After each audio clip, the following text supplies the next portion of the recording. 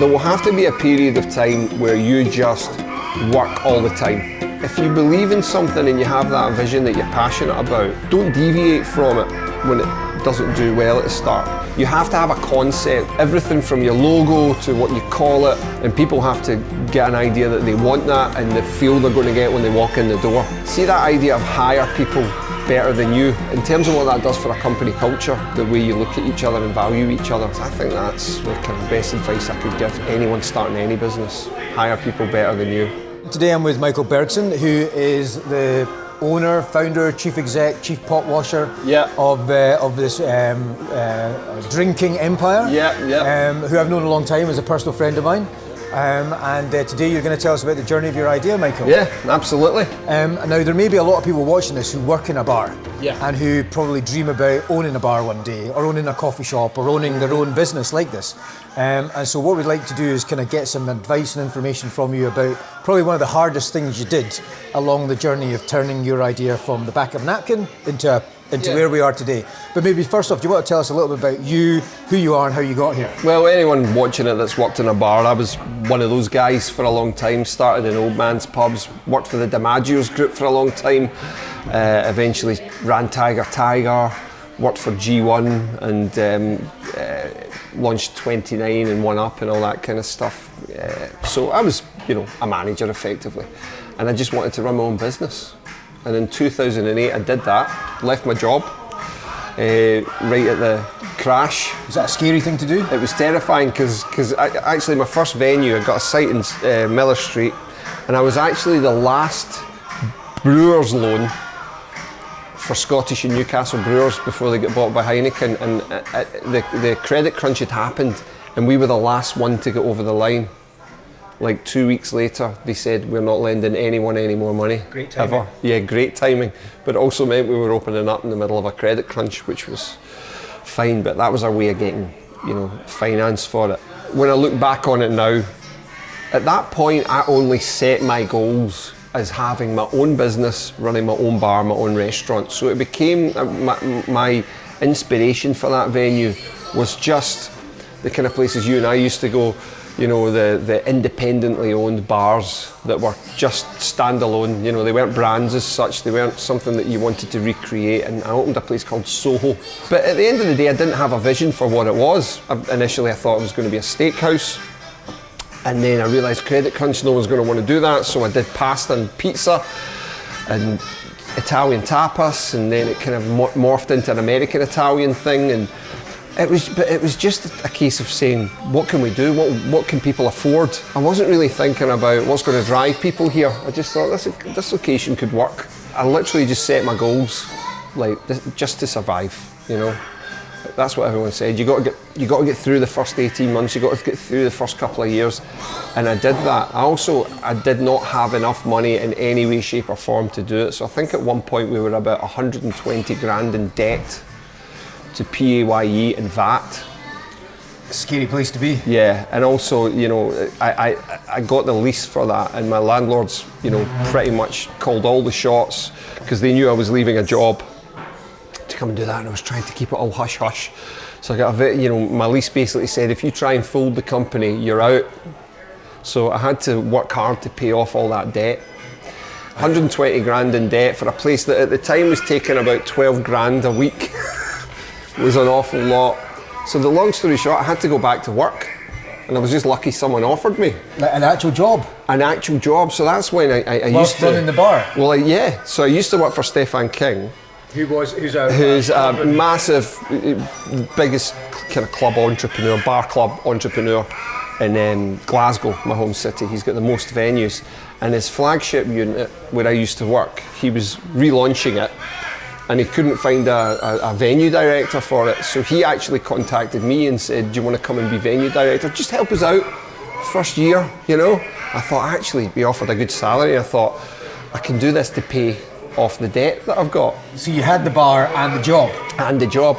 And this is a job that was open from first thing in the morning till 6 in the morning, 7 days a week, because it had a casino in it. So I was literally working 7 days a week, flat out. Saturdays was the hardest shift because I would have to be in Soho, my restaurant, at lunchtime. And then, you get to 10 o'clock, got through that, get the suit on, go round to Corinthian, and work there till 4 in the morning. So that was a really long day. Should people be, that are thinking about making this jump from employee to employer, should they be prepared for that kind of shit? Yeah, you will have to work. There will have to be a period of time where you just work all the time. You have to be prepared to do that. So you have to do something that doesn't feel like work, to be honest. We all say that, don't we? When you're enjoying it, when you're loving it, doesn't feel like work.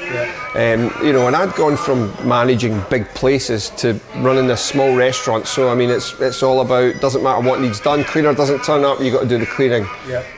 Bartender doesn't turn up, you might find yourself behind the bar. So all that kind of stuff. But it let me make sure that all the money that was coming into the business, I no longer had to take a wage out of it. So that just went to servicing the debt. That took us to the stage where, eventually I left the Corinthian. Actually, with the money that I'd made, I'd managed to open up another little offshoot of Soho, Little Soho in Jordan Hill. Again, it was just ticking over. That was it. So you find yourself in this position where you're not really generating revenue in terms of building up a bank balance. And you're 5 years in at this point? Yeah, so that would have been around, well, this one was 2016. So actually, by this point I was nearly 7 years in. Right.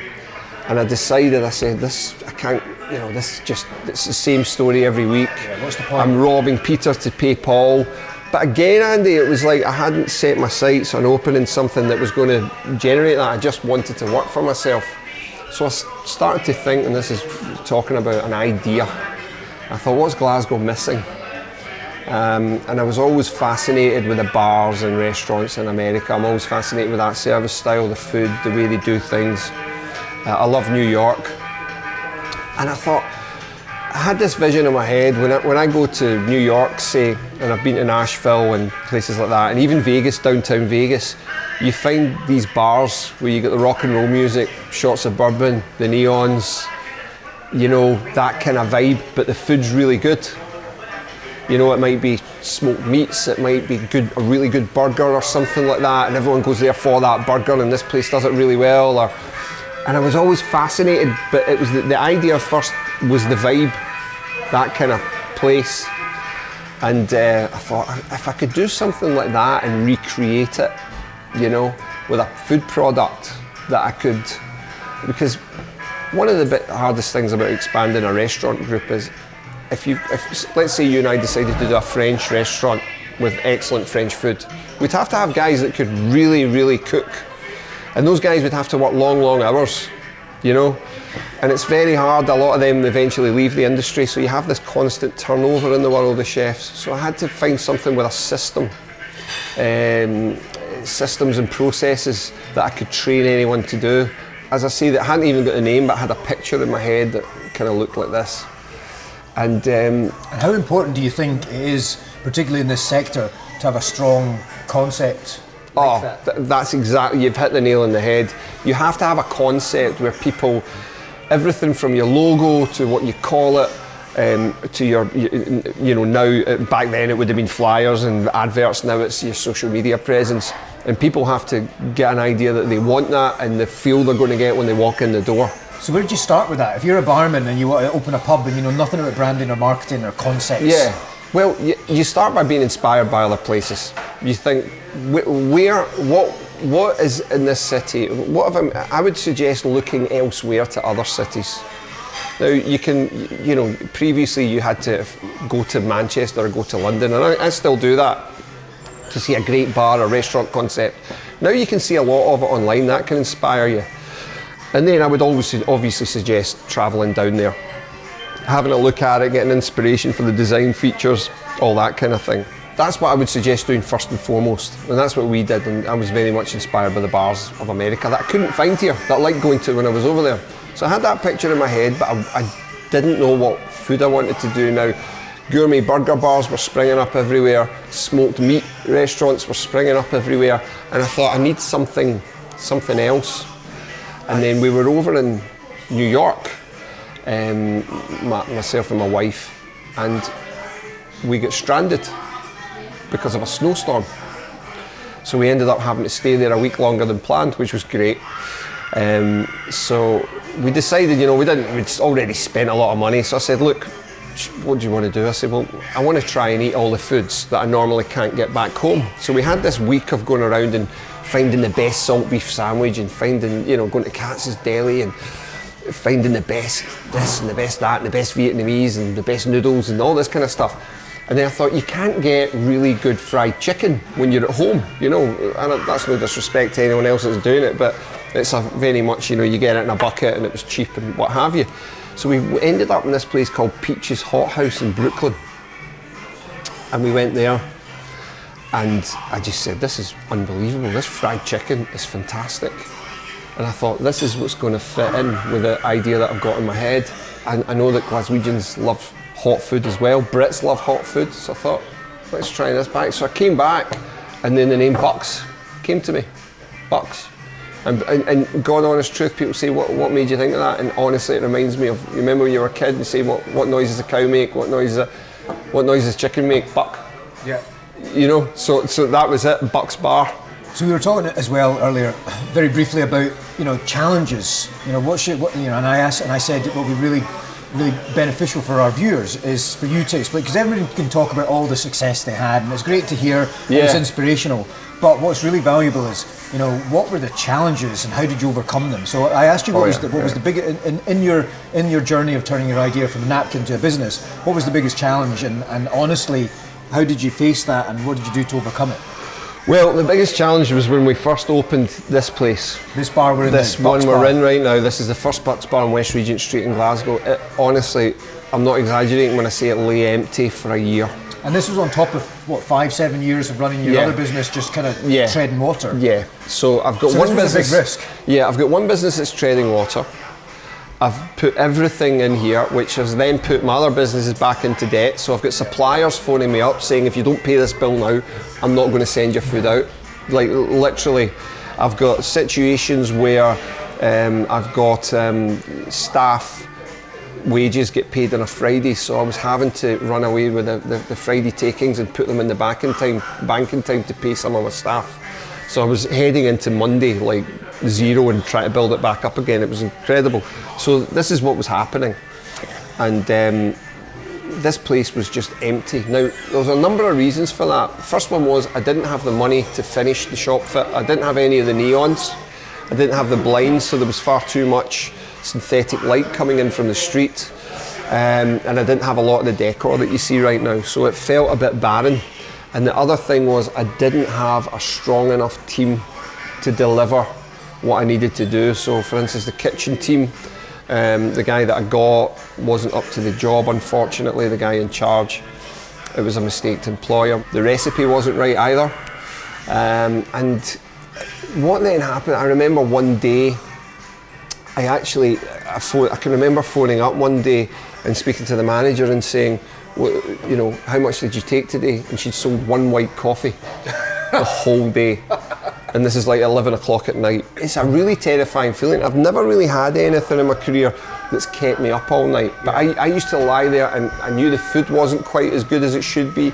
I knew the atmosphere. I knew I had no money to do anything else. You bet everything on black, essentially. Yeah, and actually at this point, the only thing that kept going was Soho was coming up, was having quite a good time of it, because Miller Street, the location, was coming up. So I actually, and this is the biggest lesson for me, at one point I remember coming in first thing in the morning and measuring that kitchen up to make it into a Soho pizzeria, and I was thinking, if I can just do this and get pizza oven here, and I was literally going to change it to that, but I was going to do it, but I didn't have the money to even buy a pizza oven. I didn't have like a grand to spare to buy second-hand kitchen equipment. I couldn't do it, or get a new sign or get new menus. I just didn't have the money. And I think that's a big lesson. If you believe in something and you have that vision that you're passionate about, don't deviate from it when it doesn't do well at the start. And you've got to stay on track. You've got to be ready to stay on track. And then, do you know what? 1 year passed, and one of the biggest things that started working for us was we realised in the first year the importance of social media, and we realised that we had to have something that looked on the plate like something you needed, something you wanted. And we tried to get the humour as a big part of what we do. You know, all the let's get bucked up and things like that, little risky bits of humour, sex, birds, rock and roll, you know, that kind of thing. So we're doing all this kind of risque stuff. And then something really bizarre happened. In the space of a month, we had Shania Twain and Kevin Hart come in here.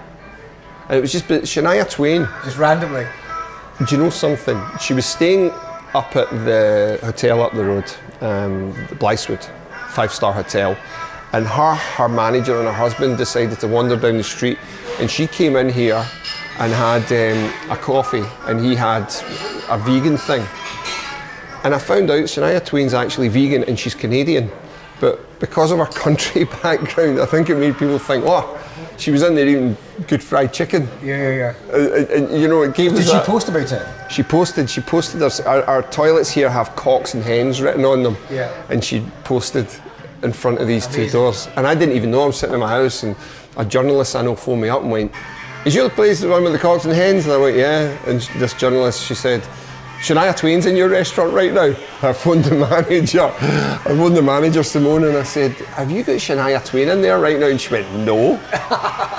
And I said, have you? And she went, hold on, there's only 2 tables in. Oh my God, that's her, you know?